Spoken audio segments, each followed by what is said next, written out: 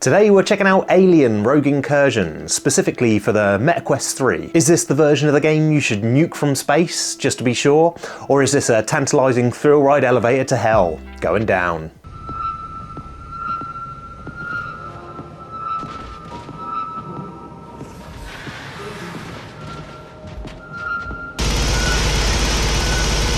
Incoming!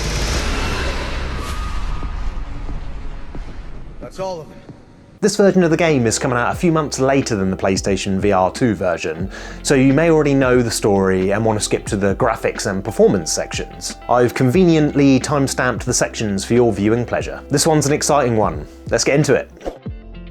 I'll keep the story section nice and brief as there's loads of cool moments and this is a spoiler-free review. As you load up the game you'll see this is part 1 and straight off the bat I'll let you know that this is an experience around 6 hours-ish, so not the longest, but by no means some little tech demo. The story is at first a little confusing, as you play as Zula Hendricks, who begins her journey by answering a distress call from a former colonial marine squad mate who's gone missing on the mining planet of Perdan. We as the audience are kind of presumed to know who she is and the relationship she has to this stranded comrade. Here's a good example of this. Zula already knows about the xenomorphs by this point in her storyline, but we as the player don't know how. Unless you've read the comics or even the Alien Isolation novel. I hadn't, although now I want to, as she's a kick-ass, takes-no-shit marine who I'm now invested in. So not knowing the story up front isn't too bad. The story earns your engagement. You'll actively try and pick up what's going on and read between the lines. Most of the story and exposition is told in two ways. The first is through dialogue with your loyal android companion, Davis-01. This Davis model Weyland-Yutani Corporation security drone successfully broke free of his corporate programming and developed free will. Davis may look like a bit of a basic model, but he's good with a shotgun and loyal. Unlike the A2 models, they always were a bit twitchy. The second way in which the game delivers storytelling are through fantastically narrated audio tapes you'll pick up throughout the facility. These little 1 to 2 minute audio clips give clues into what happened here and unlock the mystery on why there's Xenos knocking about on Perdan. On the voice acting, again we have another VR game with top tier voice artistry. I love it. Zula has acted wonderfully. She's badass. She's not annoying or stupid. So as I alluded to, Zula is a kick-ass ex-colonial marine and she's going in locked and loaded. She knows what these Xenos are capable of, and she's prepared. Zula never panics and feels the need to escape in terror. She confidently pushes forward. She's just like Ripley from the Aliens movie, when there's nothing that's going to stop her from rescuing Newt from that Queen Alien's nest. There's some shocking moments in the game that I can't spoil, but trust me, you'll know when it gets there and you're gonna have a blast. All aspects you'd expect in an Alien game are here, and they're all told perfectly in terrifying virtual reality glory.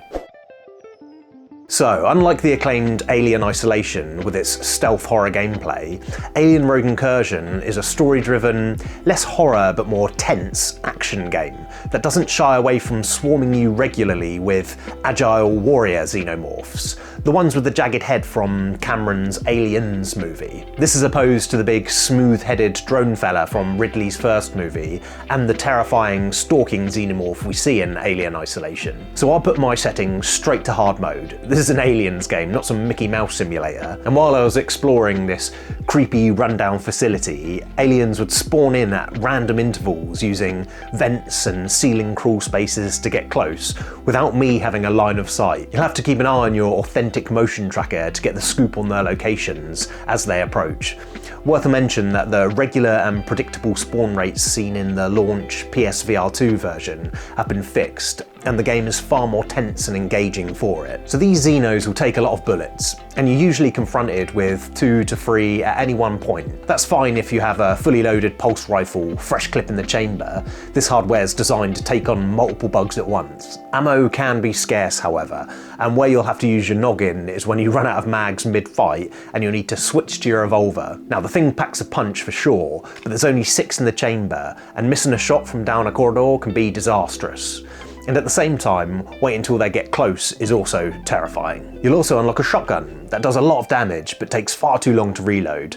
I don't really use it out of choice other than the section that forces you to. You'll have to pump the shotgun after every shot as well, which is far too unwieldy when you're wanting to unload this thing fast. I like that it's a nod to Hicks's pump action in Aliens, but I just didn't find it fun to use. Altogether, the guns look great and feel great and are authentic to the movies. There's no better sound design than that iconic pulse rifle burst. The revolver is also a nice touch to the same gun found in Alien Isolation. In fact, every part of Rogue Incursion nails the feeling of an authentic Aliens experience, with the facility on Padan feeling just like the Hadley's Hope facility. Of course, you'll be crawling through vents, and yes, you'll get attacked by aliens in those vents, so keep that rifle locked and loaded. When using this pulse rifle, it's worth noting that there's a slight auto-aim I feel like I've detected. That means I wasn't relying on looking down the sights so much. And that sounds a bit naff at first. I think in VR we're so used to aiming down sights. But I started to really enjoy just unloading this thing from the hip. It really makes you feel badass, and the subtle auto-aim makes that a bit more possible. It's a nice touch of that good type of arcadiness. During this bug hunt through the Padan facility are some light puzzles to solve, such as rewiring electrical boxes, or cutting through shut and previously welded doors, just like one of my favourite scenes from the Aliens movie. These light puzzles usually unlock the way forward, and aren't particularly tricky, but act more like blockers that need to be fumbled through while Xenos could potentially attack from the rear. Luckily, through most of the start of the game, Davis is always on watch. There's great gameplay knowing that Davis-01 always has my back in these situations, which is reflected through the dialogue. It really made me appreciate his character more and earn not just Zula's respect in the game, but my actual respect. You'll have to get used to him triggering your motion tracker though, always scares the life out of me. In Alien Rogue Incursion, the team have put a lot of work into making pretty much everything interactable as well. In a way, I do really appreciate this. The retro tech like the computers have little joysticks to control a mouse cursor on an old CRT telly. It works amazingly. But then there are bad sides that didn't get as much love, like simply trying to pick up an upturner cardboard box to check for goodies inside is way more unwieldy than it should be. When my sensor goes off, I like to place the thing on crates to cover an angle while I focus on another. The stupid thing often will unexplainably slide off the table slowly. It's little annoyances like this that I hope get fixed first. Let's talk about some settings quick. So I already heard that by default this game has some weirdness going on. There's a setting where when you look down the sights of your gun, it'll snap to your eye position. That sounds horrendous, and I didn't even try it. I just turned it off instantly. There's all the comfort options you'd expect from a modern VR game if you're still building those VR legs. You can also adjust where your inventory slots fit on your body, which was a nice bit of configuration. I would have preferred to have these guns actually in holsters on my character model, but what we have here are these greyed out icons on your body to let you know where you can grab things from. It's not my favourite, it's a bit immersion breaking. First on the graphics, I want to preface that though this is a downgraded version, not built from the ground up specifically for Quest, what's been achieved is amazing. Does it look as good as Metro, another dark and eerie game? No.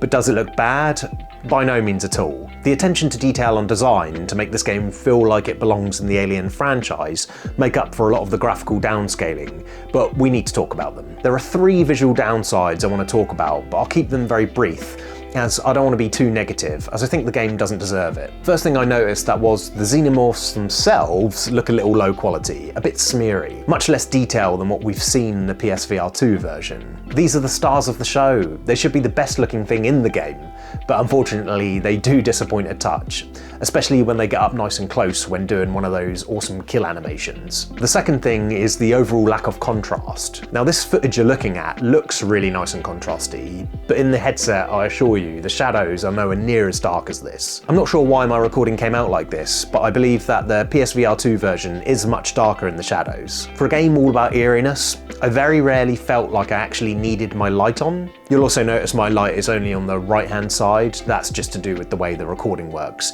In-game it does come out nice and central. Lastly, the first thing you'll notice when you boot the game is how shimmery everything is. All the straight edges in the game seem to reflect these white lines. I believe some anti-aliasing might have helped here, but the game is already pushing itself, so probably wasn't a luxury the developers could afford. Anyway, other than a few nitpicks, I think the game looks the part. When it comes to performance, it's almost the same sort of feeling. It's not bad for what the team have achieved, but it's also not the smoothest experience. You'll see the frames hitch now and again, not enough to distract too much. I would imagine that it's this unsteady performance why this Quest version was delayed by a few months. I hope they keep working at it, as if they can smooth this game out and get the right parts of the visuals looking great and making substitutes in the right places, then this could be a real gem of a VR game. Alright, so Alien Rogue Incursion is good. It's a solid VR game, and if you're a fan of the series, I think you'll think it's better than good. Is it amazing? Like, could it compete with Batman Arkham Shadow for Game of the Year? No, I don't think so, which pains me a little bit as I love Aliens, but I also can't be too annoyed as this is one of the best Alien experiences you can have. The authenticity of the game makes it a real good fun play for fans, and you can tell that these developers themselves are fans and made this game with love. I think if the stars aligned and the team had unlimited budget, we would get our own version of the game built from the ground up for Quest hardware, but that's just not the case this time round. Anyway, that's Aliens Rogue Incursion for the Quest 3 systems. My name's Dan, see ya! This holiday season is going to be chock-block full of amazing releases, all coming to MetaQuest systems. The big four are Batman Arkham Shadow, Metro Awakening, Alien Rogue Incursion, and of course, Skydance's Behemoth. There is a title that's just come out that doesn't quite make that top 4 in anticipation, but I would argue it probably should. After playing through, it's a must-buy from my point of